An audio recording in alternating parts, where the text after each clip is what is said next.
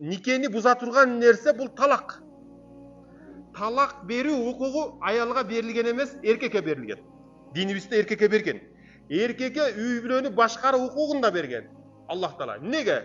Эркек кайраттуу, сабырдуу, чыдамдуу, сөз көтөрүмдүү, арканды алыс таштап келечекти көрө билет, көрөгөч, данышман деп эркекке берген. Аялга берген эмес. Аял алысты ойлобойт. Келечекке көз чаптырбайт аял киши. Аял киши бүгүнкүсүн, азыркысын ойлой берет. Ошон үчүн аялга берген эмес. Анан эркек ушул укукту эмне кылат? Тепселейт да, өзүнүн укугун өзү тепселейт. Кандай кылат? Аялы менен бир нерсе болуп кетип, эркексиңби, развод бер мага, талак бер десе эле, мен сага да бере салат. Как будто ошону менен аялды жеңдим деп элестет. Эртеси жетелешип алып, муфтияттын алдында, казияттын алдында, хатибияттын алдында жүргөндөрүн көрөсүң.